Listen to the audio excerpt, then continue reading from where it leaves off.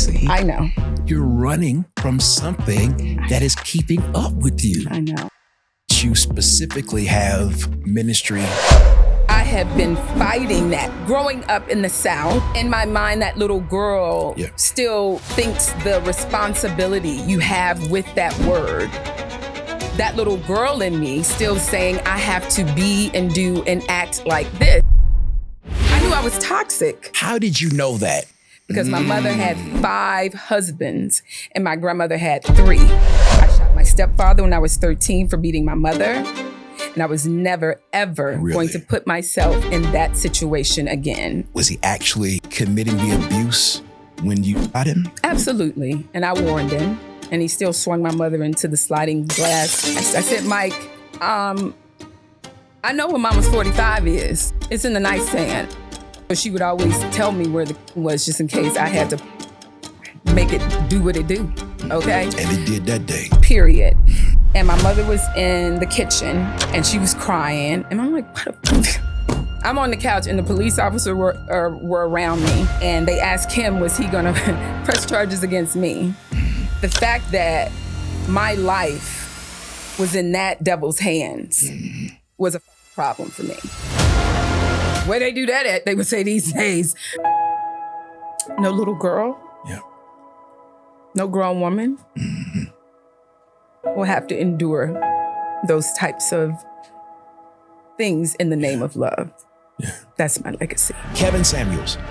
So what is your take on Kevin Samuels?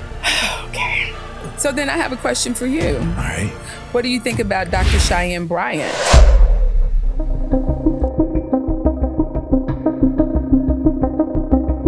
I'm at it again. Welcome to another Legacy Conversation episode installment. I don't know what it is, but I am back again, ready for today's conversation with Dr. Stacii Johnson. Now, before y'all go, who is that? Is she in ministry? What church does she pastor? Did I see her at conference? It probably wasn't at church. You probably seen her, but not at church. But you will not forget this episode. Put your hands together in the virtual world and welcome Dr. Stacii Johnson. Stacii! I heard your pastoral voice. Did you? Towards the end. Yeah. That was wonderful. I have to start by saying your dad, my mom, who has passed away, she attended your dad's church. Really? Yes. How long ago was that? My mother passed away in 2005. Okay. And so she was at Salem up until she passed? Yes. Oh my goodness. Yeah. So my mom attended. She passed right before my wife and I left to start a church. Wow. We left January 06. Wow. And we planted north of Atlanta up in Gwinnett. And so I probably knew her. She probably knew me because I was born and raised there. Yes. So glad to have you. Absolutely. I couldn't wait to tell you that. I spoke to her this morning in prayer. I was like, Mom, guess who I'm about to sit in front of? I know she's like, child, I already know. I already know. Spirit, I get to float around. I knew when you found out. Looking on you a little bit. Yeah. So even though we don't know each other, what I have come to see is that you have a big following. Yeah. And that you specifically have ministry to women. So interesting you said ministry. Hold on. You know what the word ministry means? Let the Lord means? grab my hand right now because I have been fighting that. There was a girl years ago. Do you know what ministry means? I do, but I still, growing up in the South, in my mind, that little girl still thinks the responsibility you have with that word. And for me, it's that little girl in me still saying, I have to be and do and act like this because, I would get, girl, stop chewing that gum like that. What you doing? That's the first thing you did when you came in. I got to get rid of this gum. I got to get rid of my gum. Yeah. So for me, when you say ministry, I still have that feeling, but I can tell you my first book, Date Girl, 143 Reasons Why I Believe Women Should Date Multiple Men with No Intimacy.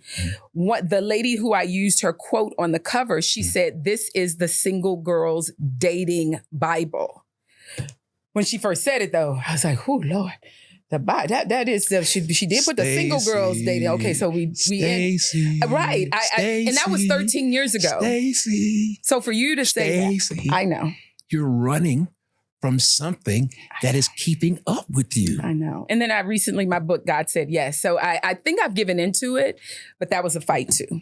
Yeah. So the word minister or ministry simply means to serve. I know. And you serve everywhere you go. Yeah. I think there's some trauma there. Yeah. And I think you might be right. I told you I would get spanked on the arm. Yes. Shut up. You know, when you're in church, you can't chew gum like that. You're not supposed to do it. Sit up in your chair. Mm-hmm. So that little girl in me is still conditioned. I call that my shadow self. Okay. Right. Or my inner child. Mm-hmm. She's still conditioned that I have to be a certain way in the word ministry to come after. I'm giving into it. Again, I did have my book, God Said Yes. I do have that.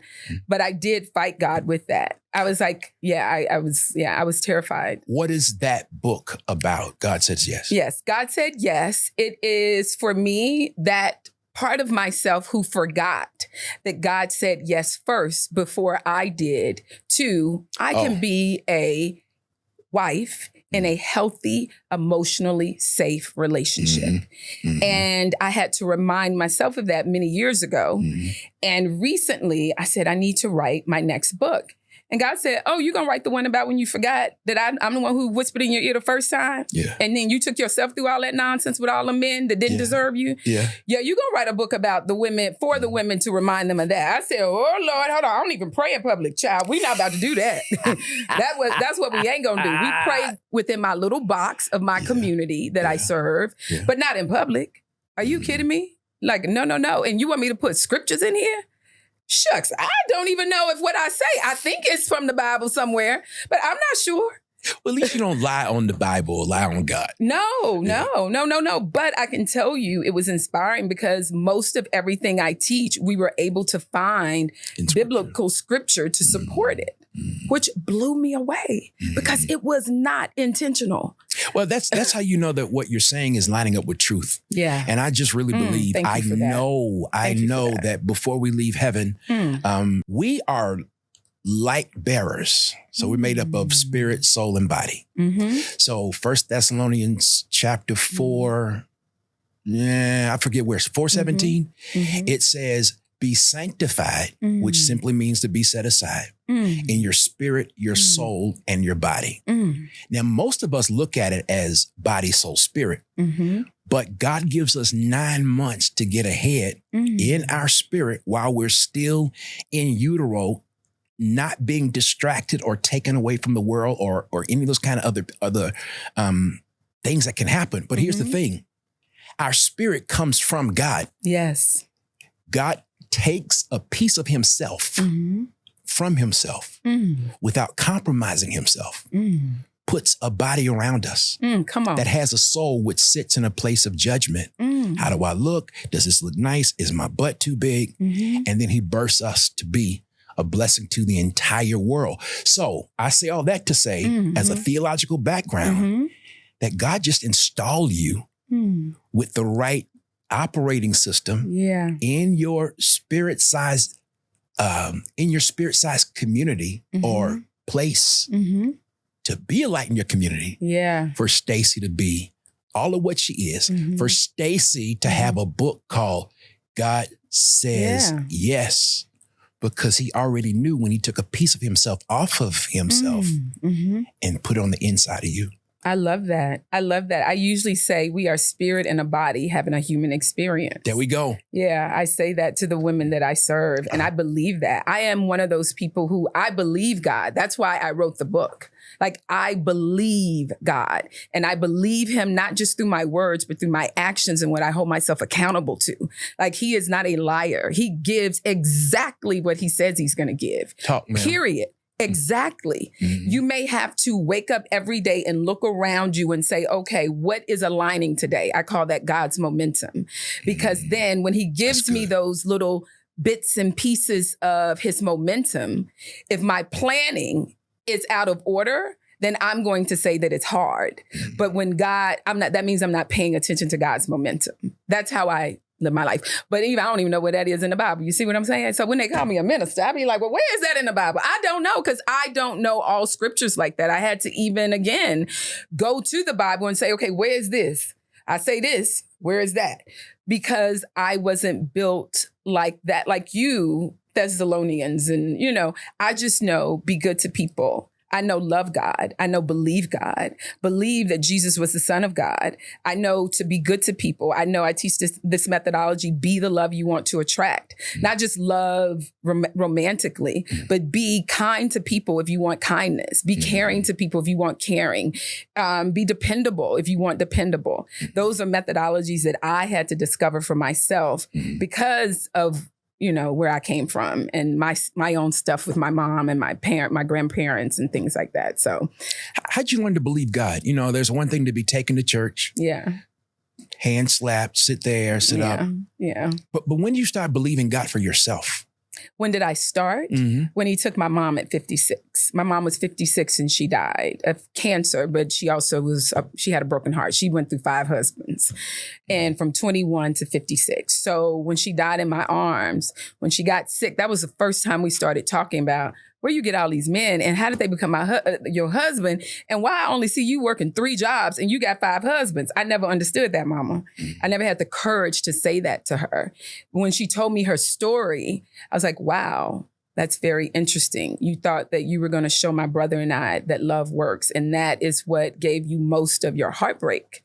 So after she passed, I knew that I had to do something different. And with my mom gone, who was my biggest cheerleader, the only person, because my dad was on crack, the only person I could lean on, and my grandmother, she's a Leo. I know it ain't got nothing to do with a Leo, but anyway, she was very special. She just died last April. But I really only had God. And I said, this thing with us, it has to work.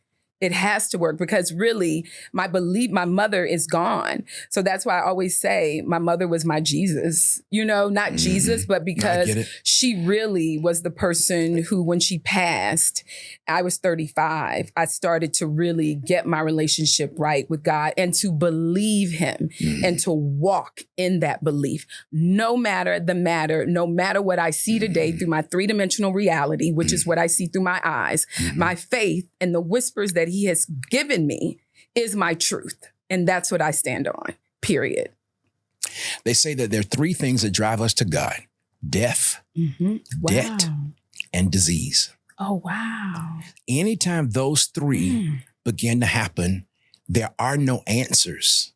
Yeah. We can't necessarily find answers, and we start running to God, because if there's anybody that can help me. Yes. And that's what I'm hearing you say. I'm not trying to talk for you. No, but I'm hearing you say. You say it. So yes, that's exactly what I'm saying. When I hear about what you said about your mom, and as an answer to my question, it works.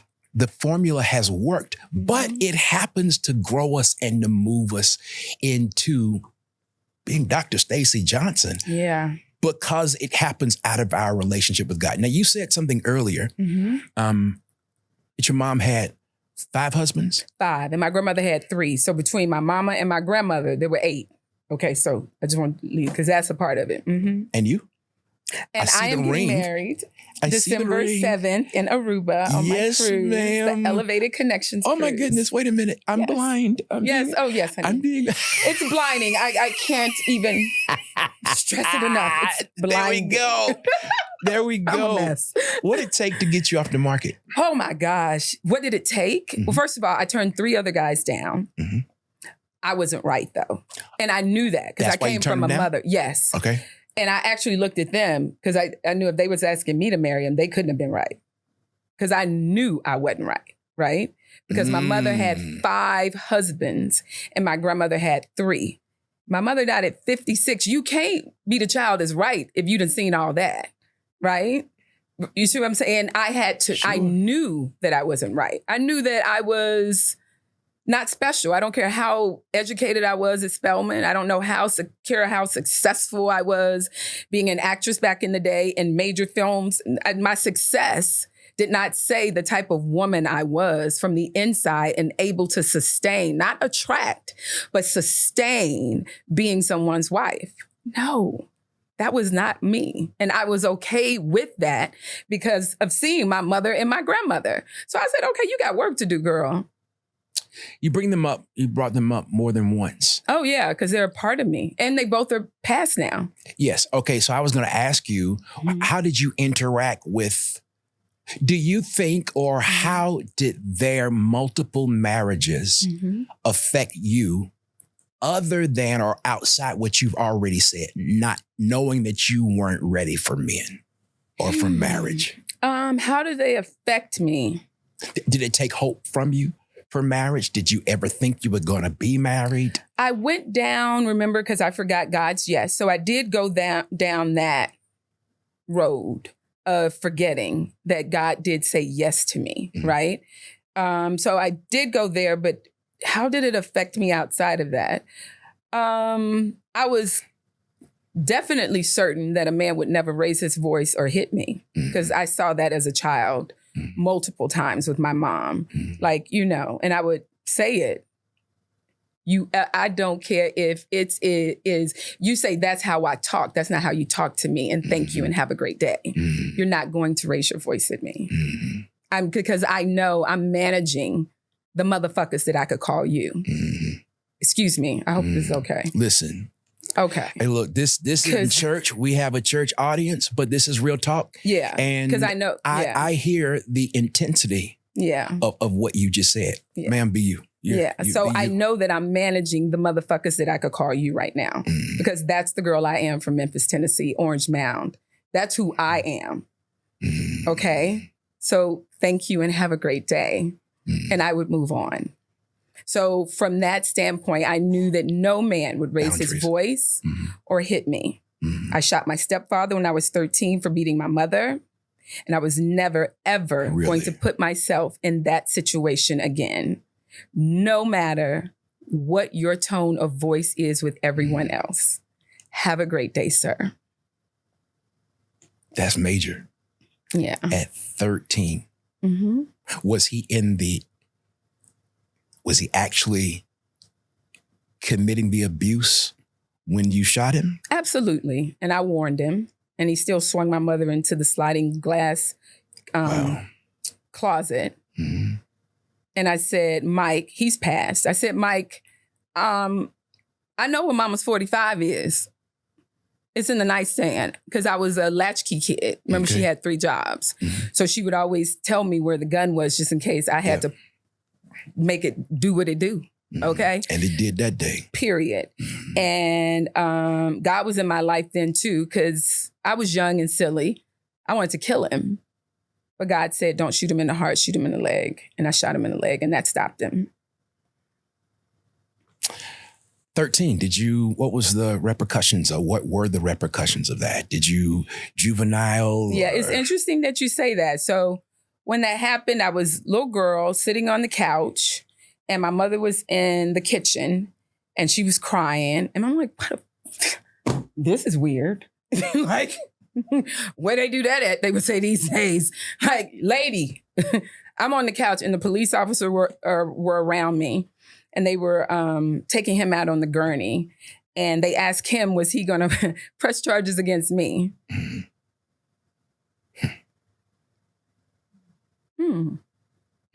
Okay. Wow. And clearly his answer was yes. No, he said no. He said no, he wasn't. Okay. Yeah, he wasn't. But the fact that my life was in that devil's hands was a fucking problem for me. So when you say, so I went through a point where I was angry at men. Yeah. You know, I didn't trust them. And he's actually the father of my brother, who's 40 and the closest person to me right now. Really? Yeah. But I think you said he's deceased. He's deceased, yes. And excuse me for cursing, y'all, but we're covering some really hard stuff for me. And I am very transparent with who I am. And if someone asks a question, I'm going to answer it fully and 100% is who I am, because I feel like that is my my authenticity is my blessing to the world. But I do want to respect that I am sitting in front of someone who is of the cloth and, and I do honor you. But when you ask me questions like that, I have to keep it 100. I'm glad you didn't keep it 99. Okay. That's you being you and no judgment from me. If that, anyway. Yeah, I'm just saying. So you kind of, and I appreciate that. Mm-hmm. What I heard with you in both times, more the first time, that something riled up, start coming up. Mm-hmm. What were you feeling? I was angry because why is my mother in the kitchen crying? I'm talking about now, while we were talking. It almost felt like you were reliving. Oh, yeah, I definitely was. Mm-hmm. Because I can't change a life being outside of my truth. Mm-hmm. You see what I'm saying? That's why when I leave here, it's not gonna affect me at all. Mm-hmm. But when a person asks a question of me, I need to go back to those moments because I realize that's the only way I will change a life of somebody who's possibly watching today. Mm-hmm. You know what I'm saying? And I'm here to change lives and I'm here to have an impact with people. So I can't be on the outside of it in my 5-carat diamond ring with my Louboutins on right now because with an amazing, emotionally safe man, I can't do that. Mm-hmm. I have to make sure I'm responsible to people who are watching this so that they know that they can get out because I got out. I went on and graduated from Spelman, so I had a thriving career in acting. So sometimes people, and we talk about mental health. We were talking about it, but a lot of that comes from the darkness that we stay in because we feel like there's nowhere we can go. That's right. Because I'm the only one. And I want someone to know if your mother is going through what my mother went through, the right choices to make. Because I can say I never went in that room again when that was happening because my mom he did come back. He was allowed to move back in our home. And I would just be on the phone with my grandmother. That was your safe place? Yeah. Grandma. Mm-hmm. Yeah. This is I feel like this is a big moment. And not so much for me. I can't speak to you, but I feel like it's a big moment for someone that will watch this. And let me tell you why. The worst place to be authentic is at church. Wow. Because you can feel like you got to have it together. I know pastors and wives that ride to church together, having an argument. And then when they get to church, bless God, how you doing? Hey, look.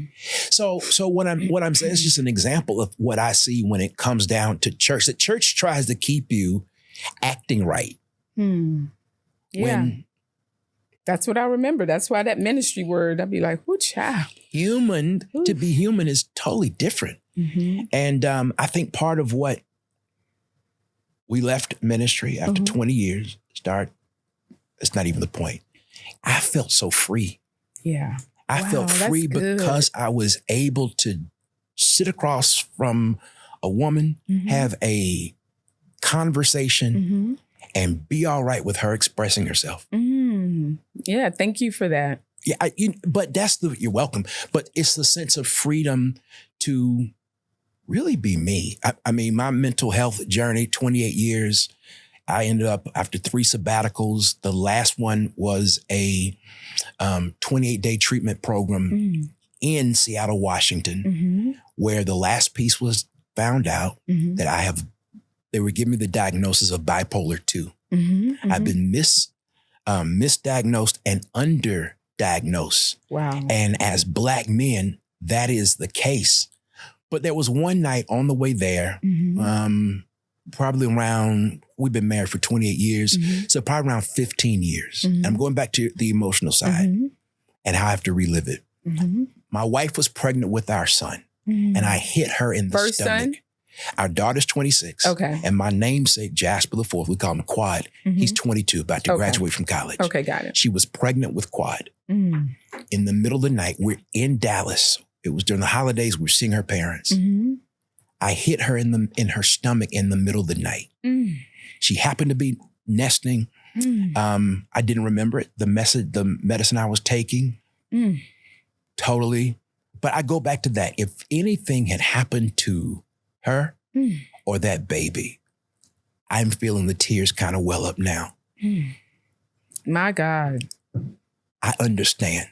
Thank you. And I think that the more honest people are with themselves, the quicker it heals. Yes. I don't think recalling that story will ever go away. Yeah, I agree. I don't have to stay there. Yes. And like you, it can chart a new direction. Yes. So tell me about, I don't know, what do we talk about? I want to hear about the ladies that only ladies? Well, majority. I do have a couple of men, which is very smart for men to come to me because I'm not on the woman's or the man's side. I'm on the side of the relationship, healthy romantic relationship, emotionally safe. Like they call me the healthy love pusher, like my community. They be like, girl, what she gonna do is push that healthy love and she gonna reprogram, because I believe in reprogramming the brain to believe again, to what the truth is, right? So, yeah. So is that where your doctorate comes in? Yeah. The skill of reprogramming? No. That was something that I learned from a little documentary years ago. Gosh, I don't know how old I was, but it let me know that the brain was a sponge. And then that's when I fell in love with if God created the brain a sponge, well, we know what a sponge is. That means that I can literally say who I want to be, do the actions of that, build the muscle, repeat it, and create new neurons to create new neuroplasticity, which is new thinking, feeling, and behavior. That let me know, God is really the bomb, right? And he made me the bomb because I figured it out. Exactly. Yeah. And everyone else, there's nothing that separates us outside of what we tell ourselves, right? And what we believe. So when he says really that you can have everything, it took me into, wow, the brain is a sponge. He didn't create the leg a sponge, or he didn't create, the arm. He didn't create anything. He didn't create the liver a sponge. The brain is a sponge. And I can reprogram it to, if I ever stop believing, to believe again. I just got to keep telling myself and then doing right thinking, right action, right feeling, and then work the muscle like I do when I go to the gym. And then I get new data. Dang, Stacii. Man, blew me away. So I tell every woman who stops believing that she can have good love, the love that God has promised her, baby, you can have it. You can absolutely have it. Why do you think God would put women and men here if he wanted us to all not have what he promised us? Not saying that everybody is going to be a wife or everybody's going to be a husband, but if he whispered that in your ear, if that's something that you believe, why would he only put all P in the dating pool? Why would only P be in the dating pool? Like the fact that people tell themselves that and they put that type of stuff on Instagram, why would God put only P in the dating pool? Yeah. And he wants you to have a partner. Why would he do that? Does that make sense to you? Like the stuff that they put on Instagram and these people listen to, I'd be like, Lord have mercy, break it down, make it make sense, child. And you go to church and you got faith. But God put P in nothing but P. Now, might be a little bit of P in there, Jasper. Some of us ain't all the way right with that relationship stuff. But I'm just saying, it can't be all P. I get it. I totally get it. That's good, because what wires together? What is it? What fires together, wires together? Yes. And I'm just so impressed with your reverse engineering. Yeah. Not to think that you would be anything else other than brilliant. To watch how you progressed and processed through that. I asked you if your doctorate was in that. Where's your doctorate? No, I haven't. No. I have an honorary doctorate. So? No, and I'm very proud of it. Let me tell you why. When I first got it, I was like, honorary doctorate? What in the world? And this is me really. And I have to go back to everything. I go back to it. Honorary doctorate. Are you sitting? Like, what is that? Like what? And then my friend was like, no, for all the work you've done and everything you've imparted. Because I take women out of the country. I've been to Africa. So I've spoken in Africa. I've spoken in London. I've spoken in Bali. I'm like, but okay. And then they said, do some research on it. Maya Angelou has an honorary doctorate. I was like, oh shit, okay.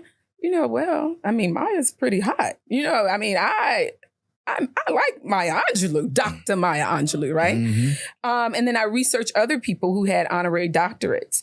And then I went back to school and I got my master's. And this is my perspective. Mm-hmm. I said, wow, my master's just said I know how to take a test, not change lives. And I'm here to change lives. So that's why I said I'm Dr. Stacii Jae Johnson. You see what I'm saying? Like, what they do like this? You say what you want, baby. You say what you want. But right. That master's and I graduated valedictorian. So I know how to take a test, write a paper. Hey, you see what I'm saying?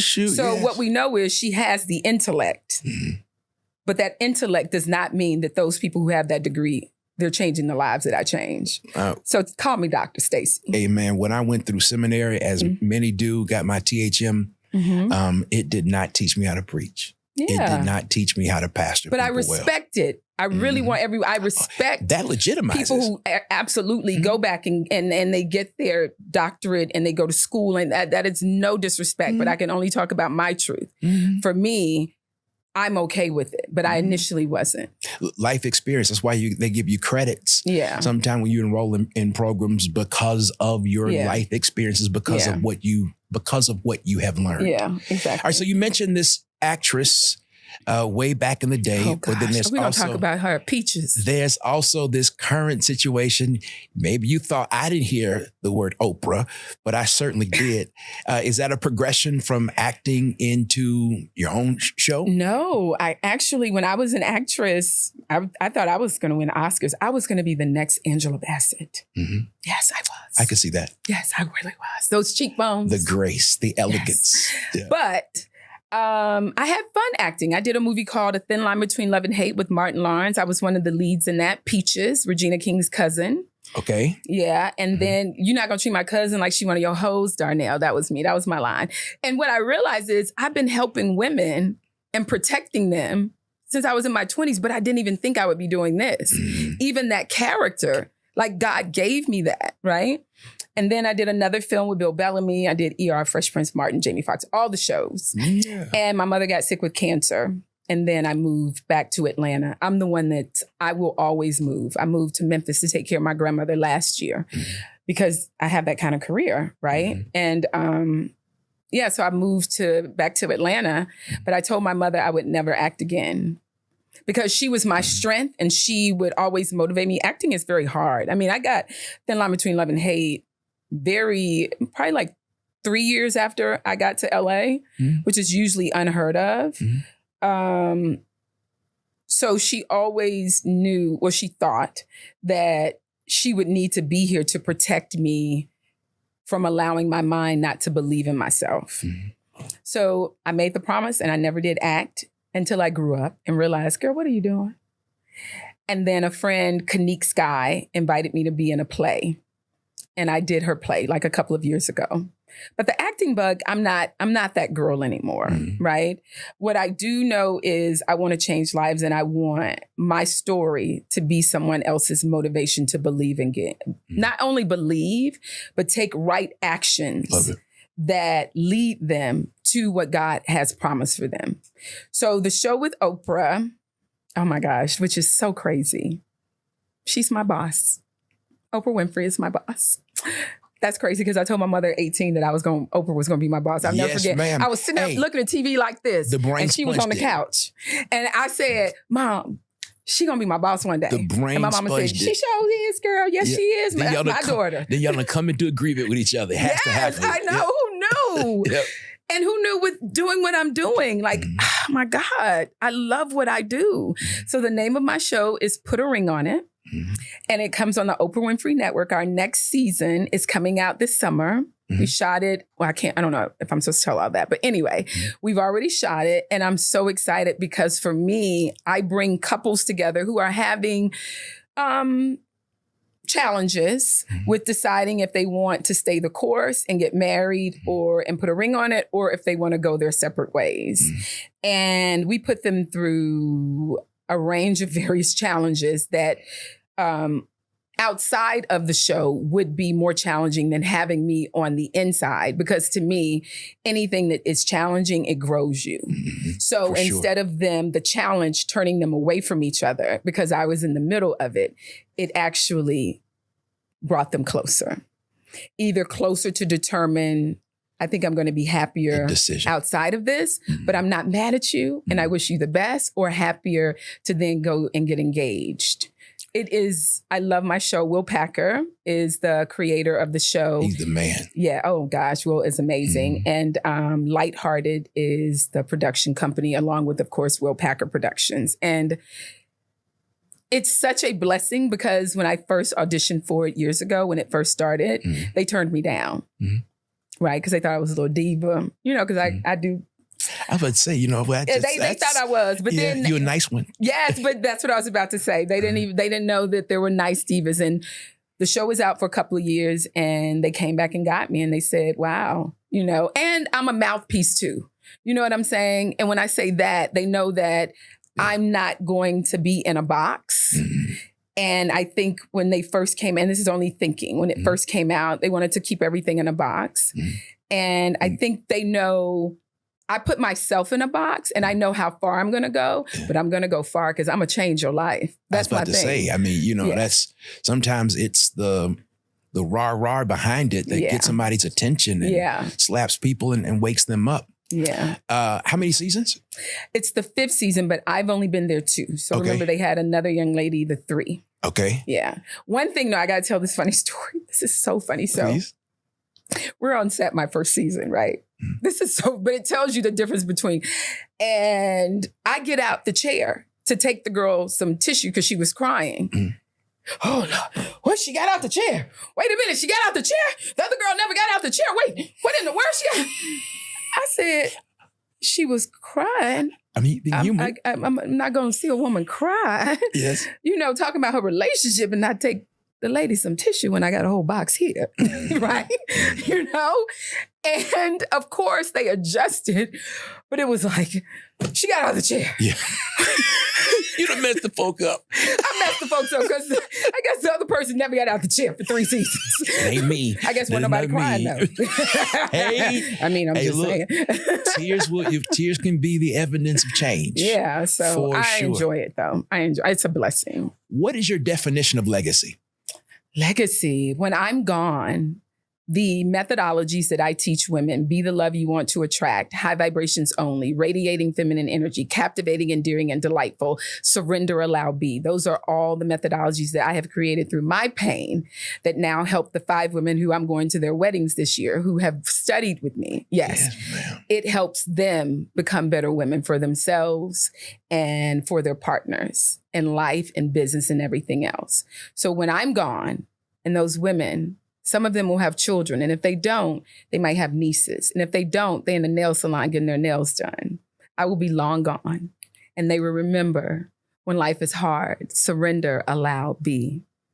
First of all, it's a tenet of being a soft, feminine woman. God got it. It also puts them in the position of not trying to save everyone. Let God do his job. Go get your nails done. Take yourself out to dinner. Go to a movie. Make yourself happy. Go ride a bicycle. You know what I'm saying? Go do something fun. Play hopscotch. Get some jacks, right? So that's surrender, allow, be. And they will then raise their children or their nieces or the lady that hears them in the nail salon or when they're getting their hair done. I will be long gone, and they will be surrendering to what God is blessing them with today and letting God do their job and not be overgiving. With captivating, endearing, and delightful. Captivating is, how to attract and hold interest. Hold interest means that you have become a woman who can sustain the love of a man, not only attract it. The tenets under that, what will happen? they will then be raising their daughters, their children. Exactly, right? You can attract, but how can you hold? How can you sustain? Endearing, an endearing woman she knows how to inspire a man to love her exactly the way she wants to be loved. I say exactly, I know the power of words, right? But she doesn't tell him. She inspires him. That's who I had to learn to become. That's why I was not ready to be a wife. Delightful. A delightful woman has a passion for life and she is pleasant to be around. Very clear. Your man wants you to stay at home, but he wants you to be something, have something passionate that you're passionate about. Go do that. Let him miss you. He's a hunter, right? And be joyful and pleasant, right? So with all of those, and I could go on with all these methodologies I have created so that I could have a life of sanity with my fiance now. That's my legacy. When I'm gone, I will be in the ground somewhere. And there'll be a new language that I didn't have as a little girl. So then I had to I was pushed in the direction to protect something, my mom. And my goal is that no little girl, no grown woman will have to endure those types of things in the name of love. Yeah. That's my legacy. So two things. I've never smiled at anyone this much since I've been doing legacy conversations. And I feel a sense of pride. Why? Like I'm proud of you. Oh, thank you. And I don't know you, but to see a woman make it out and turn it all around. Yeah. And give something away. Yeah. And draw boundaries. Yeah. Make some promises to future generations. Yes. Know what they're leaving when it comes down to having and establishing a legacy. The whole point of the show is to help people see into the lives of guests, of others, the ups, the downs, the challenges, so that they can be deliberate about establishing their own legacy. Yes. That's what it's about. I mean, I want the show to be a hack. Yes. You know, to be a hack, if you would. Yes. And to hear you embody the whole purpose of having a conversation around legacy. Yeah. And we've been in this thing 40 minutes. Oh, wow. And the concept of legacy has been there for an entire 40 minutes. And for it to be synthesized through your life. Thank you for partnering with me in a space and with an experience that only you could have. Thank you. Thank you so much. I'm so happy to be here. Hey, brother. Your new brother, Black Power. Black Power.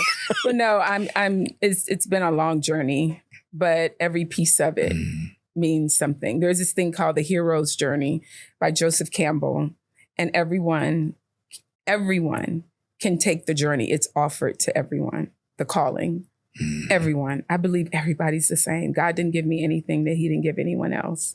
But some of us accept the call and some of us don't.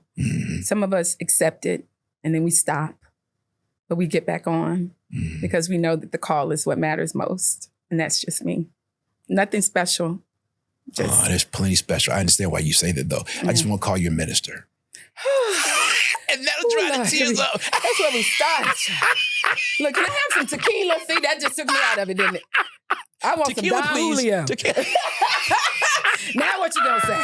Oh, yes, he would. Yes, she ain't no minister. You know, listen, I wouldn't say that. That would not be my word. I want to do two things for you. I want, maybe three. Okay. I want you to tell me about your community, how it works. Yeah. And because I people need to hear what you say. Yeah. What you have to say. Thank you. I think that you're brilliant. Thank you. So I want to hear about your community, how it works. I also want to hear about any books that you've written, any online classes or whatever that might be. Okay, tell me a so little I bit have about a the couple community. of books. I started with Date Girl, 143 Reasons Why I Believe Women Should Date Multiple Men with No Intimacy. Ladies, you do what you want, but this is what I said, right? I have that book. It was my first book, so I have that. It's on Amazon. And I wrote that book because I realized I would go out and I would go out with a guy and I would make myself their girlfriend really quickly. And I came up with, it was actually 167 reasons. I said, that's a little dramatic. Let me just do down to 143 because I love you. Yeah. One, remember, what's the singer? I love you, love 143. Because I, Love, love, YOU. So Yes. 143. Yes, So I was very, gotcha. very intentional with that. I forgot the R&B singer's name. So I have that book. And then I have Don't Be a Tar, which I used to be the president of Don't Be a Tar, the Tar community, Yes. which is a typical ass woman. Yes. Yeah, I was the president. I have resigned from that. Amen. Stacii, I can Praise never his see you name. being typical. Oh no, I was typical in my decisions. I was very, again, this always been like this. Okay. I've been in the look good category for a long time, right? People say be humble. Why? It's the truth. Yes. Right? Yes. I don't have to be humble because I teach be the love you want to attract. You see what I'm saying? If I didn't Yes, have ma'am. that tenet, then I I get might it. need to be. But I teach, if I'm kind, you kind. If I right? Mhm. So I have Don't Be a Tar. Don't Be a Okay. Tar, which is a typical ass woman. That's on how to get the man you want. It's some long subtitle, but Don't Be a Tar. And then I have my most recent one, God Said Yes, which is a reminder. It's a devotional. It has a beautiful scripture. It's a 6-month devotional, a beautiful scripture and an affirmation. And it also has a page to reflect. Love it. It is my greatest calling because it's the one that I said, I ain't about to do that. You know, Those typical of the ones. yes, I know, right? Like, I'm not, what? Let people, we Next thing got you know, our you're thing doing like going. this. I ain't got to let all these other people know, right? Yeah. And then I have my I Want a Good Man University, right? I'm very clear, like words are power, right? I want a good man university because my mom tried to have, 5, and my grandmother tried to have 3, and none of them worked. So I have that community, and women have one-on-ones with me every month. They also have 2 group sessions with me. And then I have Year of Engagement, which is you come into the community and we do affirmations, reflections, kind of similar to what God Said Yes is, but they get a affirmation and reflection every day, literally 365 days a year. Whew, it's a lot. I have that community and I meet with them once a month in a group atmosphere. So the only people that get me one-on-one is my I Want a Good Man University. And I have to say that is the community where most of my weddings come out of. Those 5, because those women you sit with me by yourself for a whole hour every month. You see what I'm saying? That's a whole lot of power. You're not going to leave here not believing. You know what I'm saying? Yes. You're going to believe you can change not only your love life, your business life, your everything. Yeah. Because the best woman you can be for your man is the best woman you can be for yourself. Okay? So yeah, those are my communities. I said 2 things. I got to make it 3. Okay. And I mean, no offense. Yes. If this question offends you. No, it wouldn't. Do you, let me see how to put this. No, just put it. Yeah, don't. Kevin Samuels. Okay. So what is your take Oh my God. on Kevin Samuels? Okay. Now, I already know you're going to be 100 because you have been 100. So Yes. don't stop now. Yeah. No. There were some things that Kevin would say that they made sense. But the majority of his delivery communication is words, tone, and body language, right? Words, tone, you are not communicating without looking at the sum total of all of those. I think it's 58% tone, 7% words, and 30-some% body language, right? So because of that, he was out of order. Because I believe communication is all communicating. If we are having a healthy dialogue, I am giving you words, tone, and body language. If I'm trying to change lives for me, all of them have to work together in a cohesive manner. Kevin Samuels, for me, I believe if he was here longer, he would have gotten there. Because he was too hurtful. I don't care if he is doing TV. Or YouTube or what is it? Whatever his platforms were. You're toxic to human beings who are possibly in a place that because all of the people are looking at you, you know, and they don't have a sense of self themselves, they're looking at you and you are poisoning their belief system and their lives. I do believe, though, if he were here longer, he would have gotten there because he did have a passion and a love for. There was something that Kevin was. I believe, relationship. Yeah, I believe there was something there, but he just wasn't here as long as he could have. He would have needed to have been to get to the other side of that. And I do believe that people can change. You know, look at me. I've changed. I don't do the gangster walk from me. I'm from Memphis. 8 Ball, MJG, Orange Mound, baby, period. Don't let the Spellman and all the other stuff fool you, okay? One of them so songs. I believe in change, right? Yes. I believe people can change. So that's Kevin said. I have to ask you the same thing. What do you believe?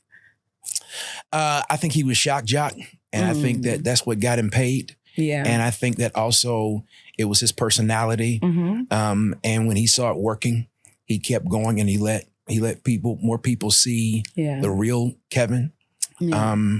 But I also think that he would have changed. Yeah. But I think that it would have taken somebody like you.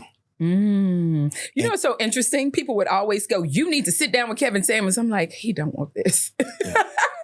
People would say that. I want to see you with Kevin Samuels. But that would have been entertainment. I'm talking about you and other women that have your sense of vibrato, you know, whatever you. I think that could have been a spark because he too, a very, very smart, a brilliant man. I also think he would have changed. Yeah, I do believe that. In public, but it would have been richer. Yeah. There's a few podcasters that I watch and I've seen through their life experience that they would give up certain conversations or spaces or what they were known for and move into something that was way more uplifting and inspiring by totally quitting a genre. And they kept their platform. Now there has been a drop in numbers.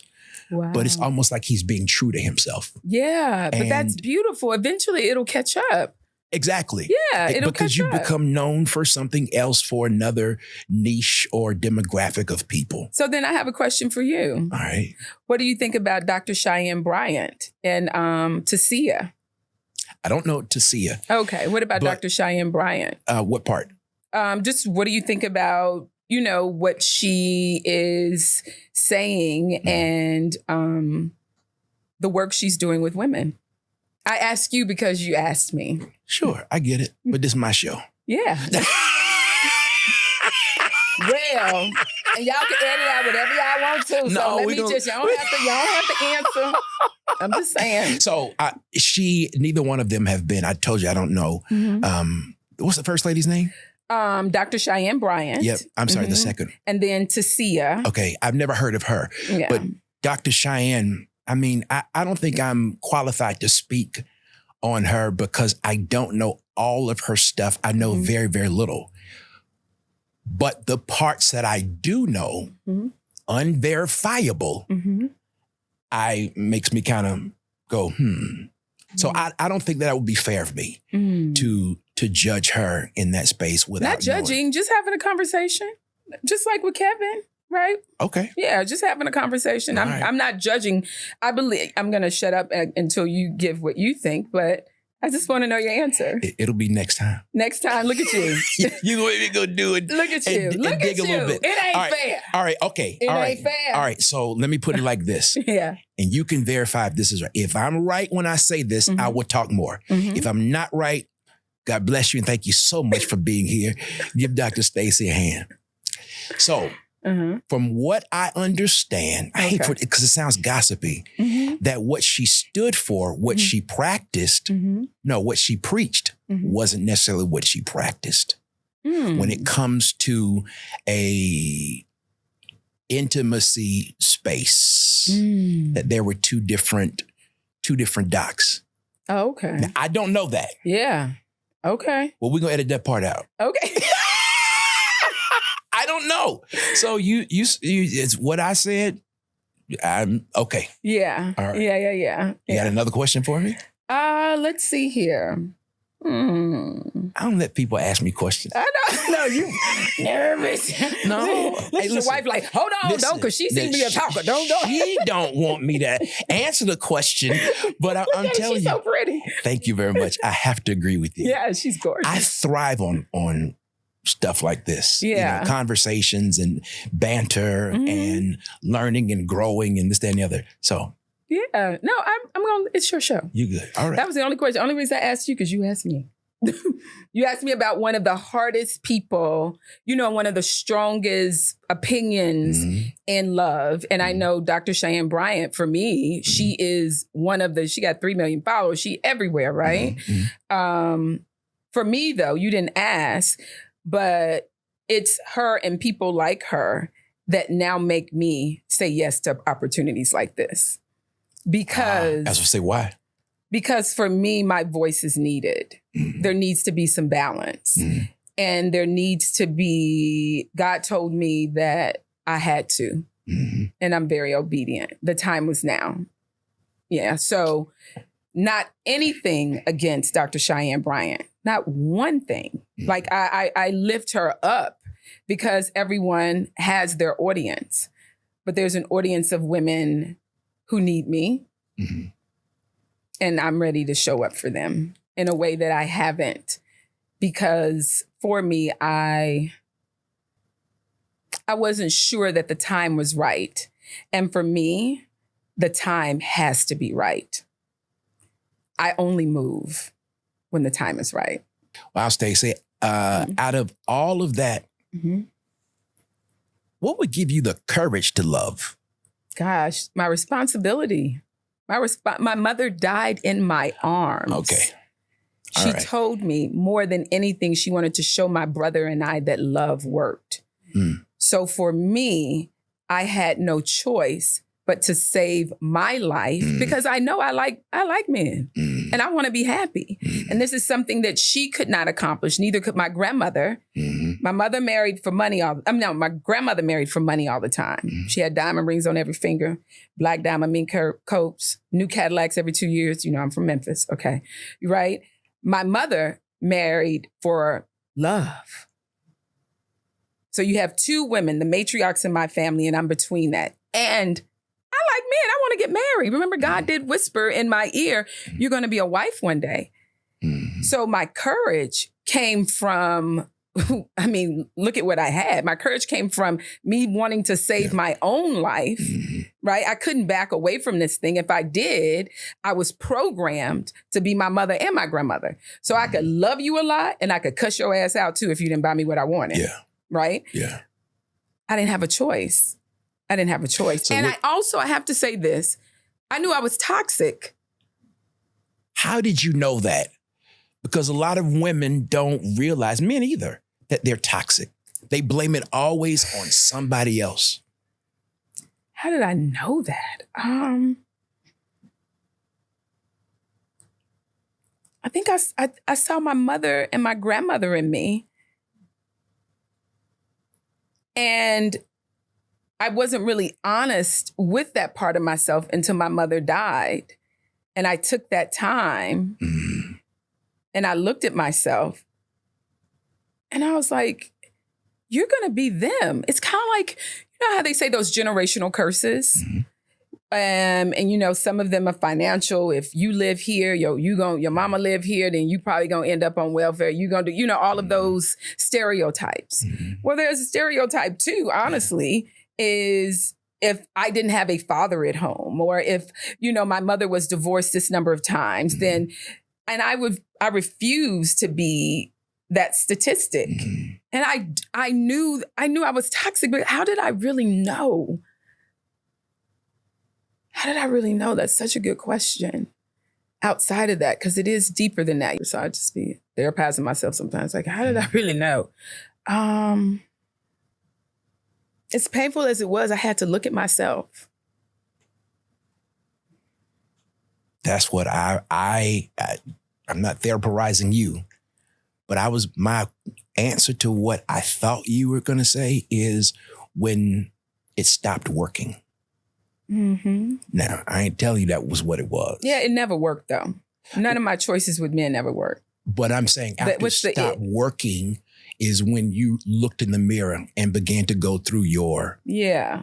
When I looked at myself, I looked like... Relationship stopped working. There was the joy of being whatever it was. Yeah, I had to look really deeply at myself. And I don't think I really did that until my mother died. Mm-hmm. And... because I was successful by this, remember I'd done movies and things. I knew that even a man that was just attracted to that wasn't gonna, I didn't like who I saw. I didn't like who I saw. I did. No. I don't know what your fiance would say. I think my wife would be all right. I just want to hug you because that's courageous in of itself. Yeah. To be honest with yourself first, but then to help another woman, another man to actually, I gotta look in the mirror, be the change that, that you want. Would you say, so were you like that? We need to sit in the moment. I got it. Thank you. Your wife is so amazing. Yeah, she was like, I'm going to take us some more tissue. Uh-huh. Mm-hmm. You can just sit in that moment a minute? No, I'm fine. Yeah. No. Okay. Do you think that you were contributing? I don't want to say that, but Black women can get a bad rap, and I don't like it. Yeah. But sometimes a Black woman can act like a stereotyped Black woman. Yeah. Thoughts? We get it. I get it from my mama. Generational then. Yeah. I get it from my mom. Remember, my grandmother could say MF like nobody. I've never even, up until she was 93. Right? Your grandma was cousin-in-law. Oh. Whew. Is that where you learned it? Mabel? Yes. My grandmother, Mabel. Mabel Bynum Baker Burton. I think I maybe left, I don't know. Yeah. Yeah. She could cuss a man out and take his check at the same time. All right, grandmama. Yeah. I'll never forget though. I knew my grandmother was that girl.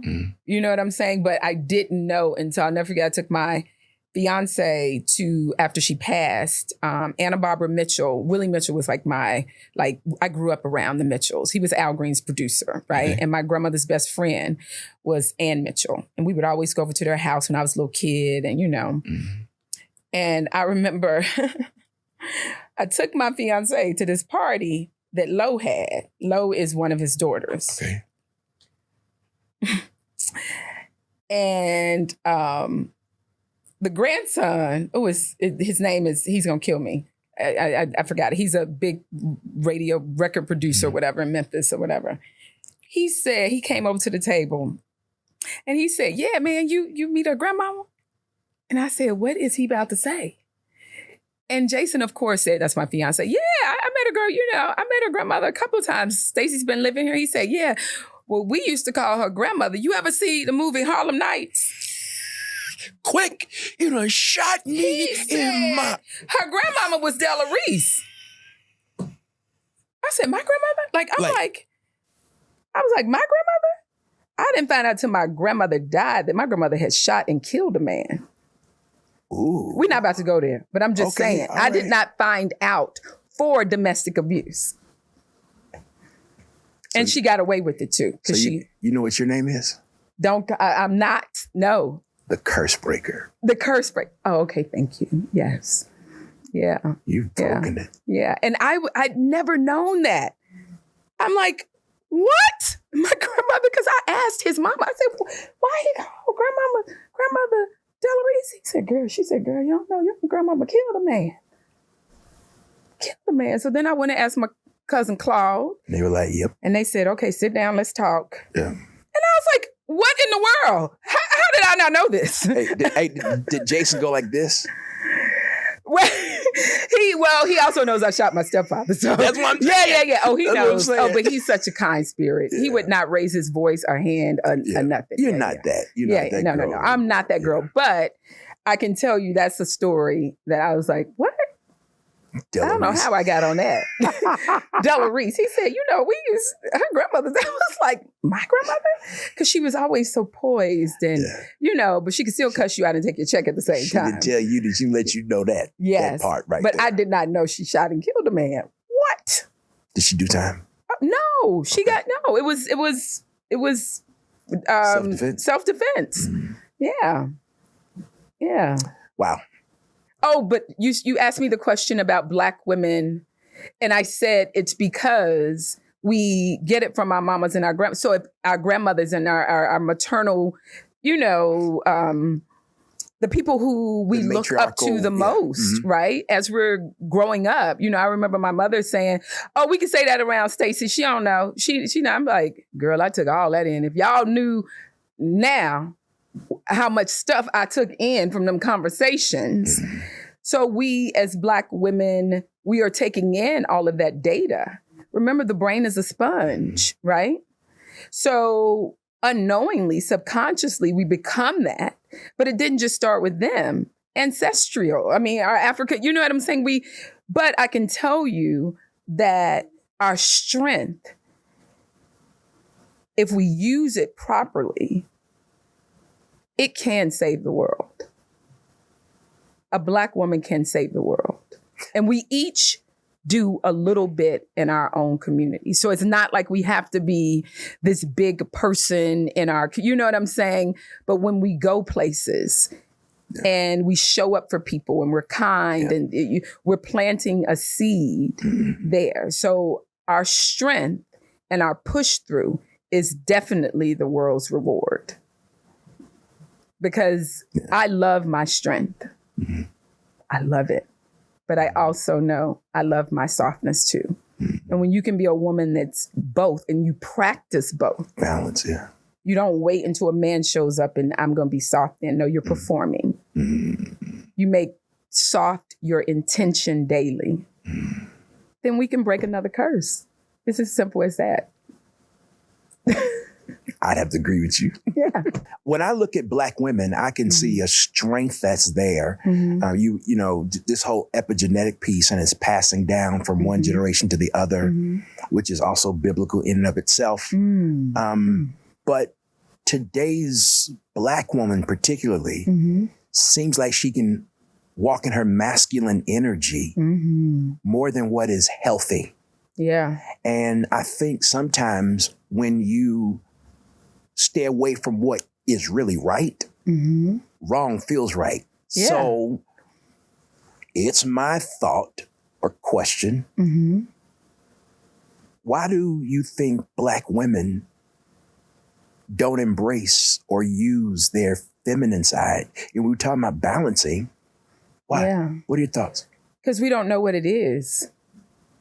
Most women don't know what it is. They think if I put on these shoes, then I'm soft. If I wear this dress, I'm soft. If I get my hair done, my nails done, my wig, I'm soft. So what is soft? What is soft energy? For me, I believe that it is a being of who you practice daily, right? But it's easier to think that it's just about the adornment. That's the part that Black women give in. Well, I don't want to say some Black women give into. They give into only the adornment part. Being soft is surrender, allow, be. You don't have to control everything.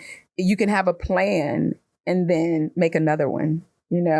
One of the things I always call butterflies. I love the transformation of a butterfly because it does go through that chrysalis stage, which is very difficult, very hard, very to break through and do all that. Have you ever looked at I study the butterfly, but to see how it just flutters. I like your flutter. Yeah, that's feminine. That's feminine. Yeah. It can make a decision over here and it says, I changed my mind. Flutter over here. I changed my mind. I flutter. And women don't realize the freedom in being feminine. And actually that a feminine woman is doing nothing. She's being. And she inspires everything to come into her universe. But I can put on some Timbs. I can put on some Nikes. I can take this wig off, take this makeup off, take these lashes off. I'm not going to wear no bonnet in public. I was about that earlier. We're not doing no In the airport. Going to Nowhere. TSA. Not even with some pajama pants on. That's the to worst. the QT. Right. The bonnet is not going to be Amen. right. Amen. Amen and amen, amen. again. But her softness is who she's being rather than what she's doing. That's being major. rather than doing. And it's not performative. And as children, even myself, we were told we had to perform. You'd get good grades. I love you more. I take you shopping. I do this. So then no one ever gives us a lesson in not being performative to get your love. Not just a man's, anyone's love. So we have to show up and perform. Performing is doing. So because we've never reprogrammed those neurons to create new neuroplasticity, what did you say? What you think is not you said you started at... What fires? Oh, shucks. I don't remember, Stacii. That's okay. It was brilliant. It was brilliant. It was so brilliant, I had to go back to it. But what we think we're supposed to do with being feminine has nothing to do with being feminine. There's this TED Talk I did called Vagina Kinetics, right? And it talks about the power. I am going to go watch it. Yes, it talks about the power of the vagina, right? And one of the things I did a qualitative study of, it was more with my community. It was women forgetting to think about their vaginas. We think about our hands. We get our phone with our hands. We get up out the bed, right? We have to use our hands. We go to the refrigerator. We open the refrigerator door. We start cooking. We pick up a knife. We're always thinking about our hands. So the power's in our hands. We only use our vaginas when we're having sex, menstruating, having babies. What else? Washing it. There's one more. I mean, I'm just saying, right? But we never think about... I was expecting that one. Right. But we never think about... Yeah. The strength and the softness of our vaginas. We never. So we put our power in our doingness, which is not soft. But if we walk around, I did this qualitative study. It wasn't something that it's just with my little community. I want to get me in university. I said, I want you to put on your calendar 5 minutes a day. Just think about your vagina. Not just those times when you use it, watch whatever. Just think about it. And what I found was from that research study that the world would respond to them differently. So the connection. The connection of just thinking about her just as much as the power you put in your hands. Yeah. And because of that, because it was really doing nothing. Good. It was doing nothing. So they were like, wow, just from me being connected to my oneness, to something that God gave me to not use for just those things. That's the power of a woman, but not in just those things. Yeah. So that's what I think that we don't know what softness is as women. And the women who are talking the talk, the most popular ones, are talking and doing a lot. So we confuse that with feminine, and it's not. So sometimes feminine, the divine feminine, can present itself as a fear, right? And where does fear come from? Fear comes from the unknown. I don't know what's going to happen because every time before that, this happened. I was hurt. I was disappointed.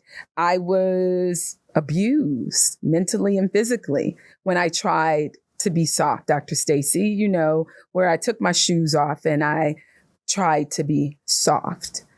Nothing pleasurable came from that. So why would I do that again? Even with the limited, I think, knowingness that Black women know about being soft. Why would I do that? Why would I walk into something that has only pained me?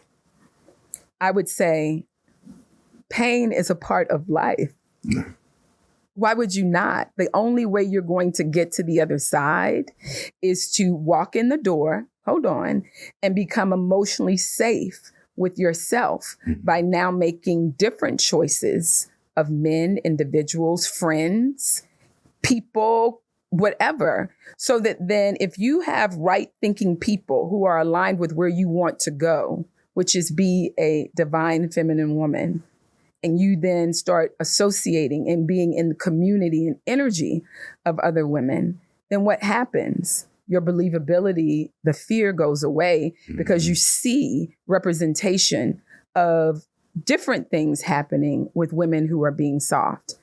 It's honestly kind of like people were scared of getting married. And I said, child, well, who you know? Everybody I know ain't happy. Oh, okay, so why don't we be intentional and finding some people who are happy? Because, darling, there are happy people who are married, right?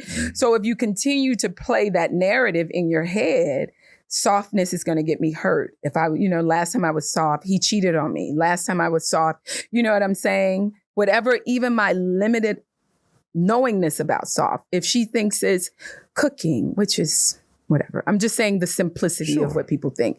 If she thinks it's, I really went out of my way and I talked really quiet or nice, I would say quiet and nice is not anything that a man is really interested in. It's not an attraction thing, right? He doesn't want to be disrespected, but quiet and nice, no, he doesn't want you to shrink. So you're off again for me. A man wants you to have a voice, but you have to learn a man to know how to inspire and to respond in a way that he hears you, that he can connect with you.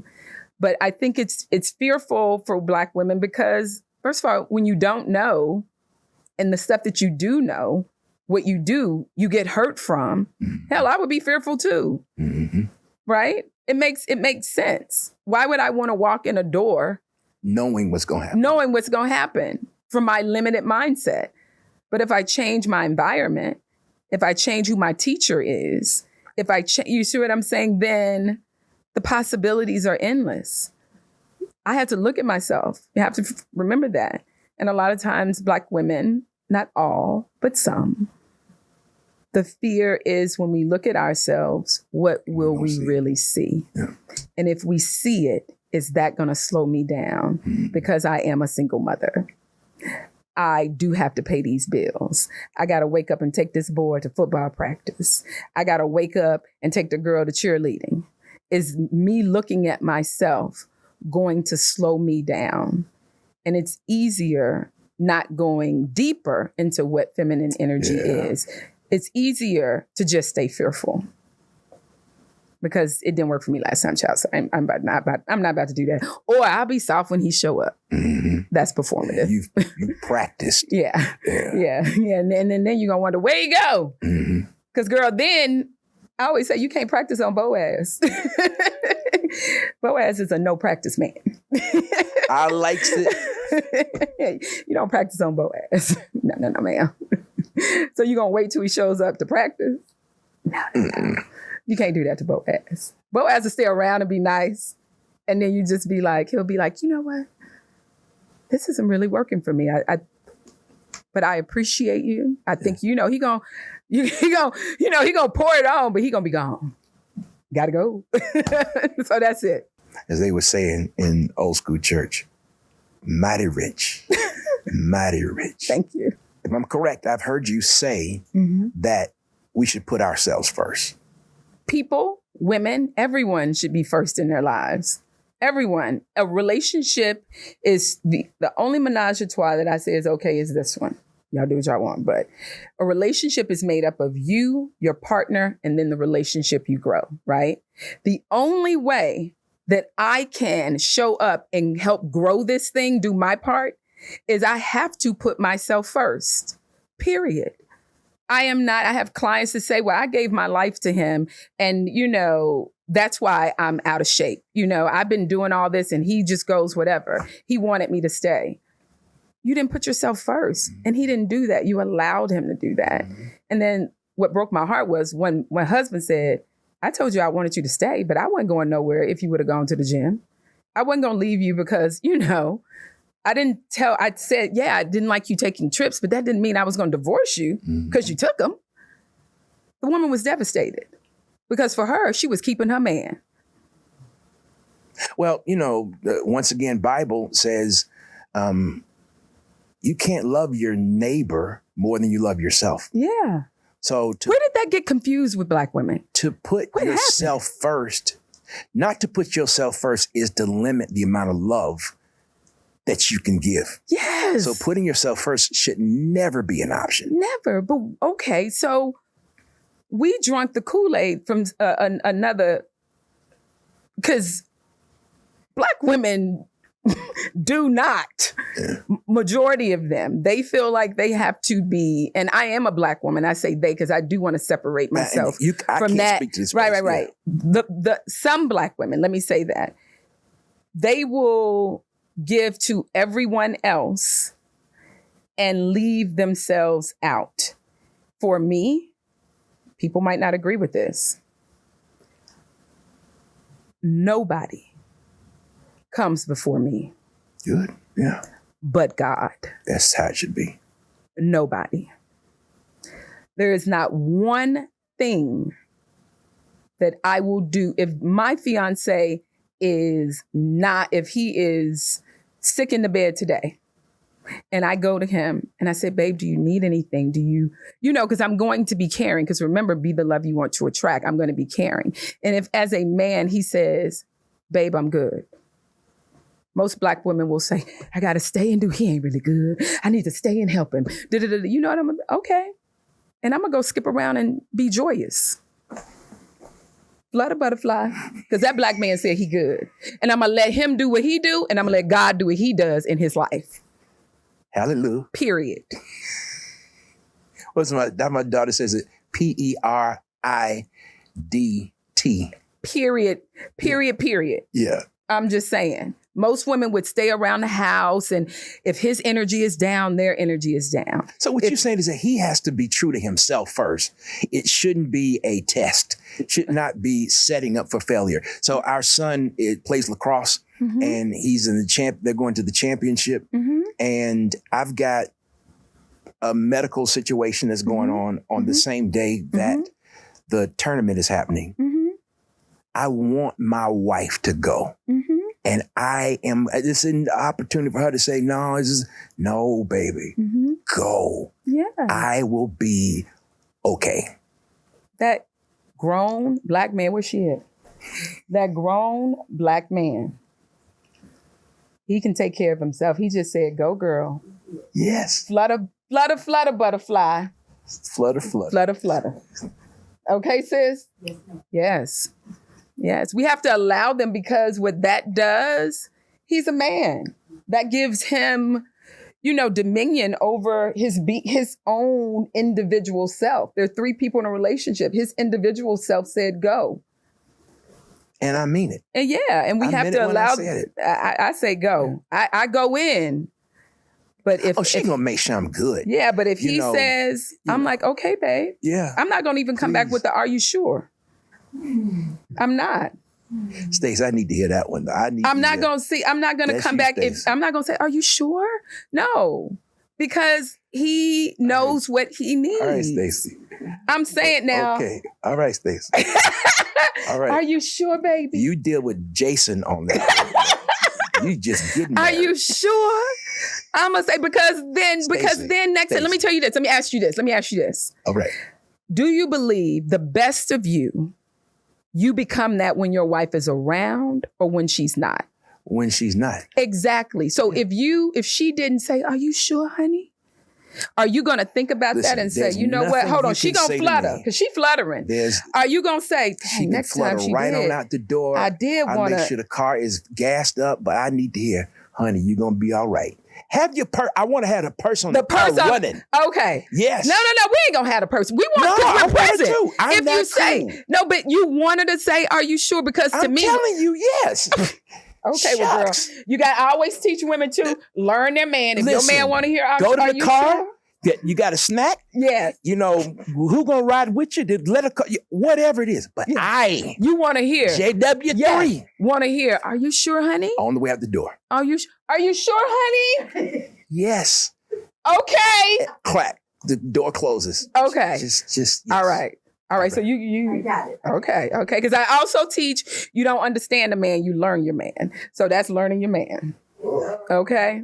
All right. So that, that's why I do one-on-ones. Every man ain't the same, but I know them well. I've studied men for a very long time. I believe you. Yeah. Two things, and then we'll end. Mm-hmm. In the Greek, there are two words for time. Kairos and then chronos. Oh, tell me. All right, so we know a chronology, watches and so forth. Mm-hmm. Chronology means it's 11:38 p.m. Mm-hmm. Kairos is more the grace moment. Mm-hmm. So chronos is specific. Mm-hmm. Kairos is set. There's a set time in God's heart for Dr. Stacii Johnson. That's it. To have experienced Dr. Cheyenne. Yeah. Who had listened through the era of Kevin Samuel. Yeah. That now knows she's going to make a bigger change. Yeah. That's the Kairos on top of the Chronos. Yes. Lord. You can have Chronos and there is no grace on it. But you, ma'am, are walking in the right time with the right grace. Yes. Anointing doesn't come until the olive is pressed. You get no oil. Shut up. You get no oil. The olive has to go to the olive press. It has to be squished and mushed and stepped on. Yes. And then drained. Yes. And then we end up with the oil. Wow. And in the ministry context, we want the oil. Yes. We want the anointing. Yes. Yes. You walk in your place of anointing because your life has been one that has had some struggle in it. Yes. There's been some hurt in it. Yes. There's been a crime in it. Yes. There've been men that have all those kind. You've been crushed. Yes. Ma'am. Yes. Get ready. You just better. Just get ready. Yes. Watch it. I could do the bankhead bounce because I'm in Come Atlanta. on, let's do the hey. Listen, I thank you so very much. Absolutely. For sitting with me. Absolutely. And it's been a pleasure. You are such an exciting woman, and I'm excited for you. Thank you. And all that comes next. Thank you so much. It's been a pleasure to be here, truly So an honor. We started with a virtual welcome of Dr. Stacii. Yes. We're going to welcome you or say goodbye to you. Come on. Drop some hands in that chat. Oh, wait, y'all, make sure. Hold on. Can I say follow me on Just Date Girl? Dr. Stacii. Yes, like Just Date Girl. I've been trying to get my real name. Yeah. Because I was Just Date Girl 13 years ago. Instagram just won't give it to me. So, yeah, it's Just Date Girl. But I want Dr. Stacii Johnson. We're already ahead of you. Okay. We already done flashed the lower third. Okay, good. You ain't got to worry about that. Okay. But tell us just one more time. Please follow me on Instagram, Just Date Girl. And it's Dr. Stacii Jae Johnson. That's it. Thank you. Thank you. Until the next time. Yes. Thank you.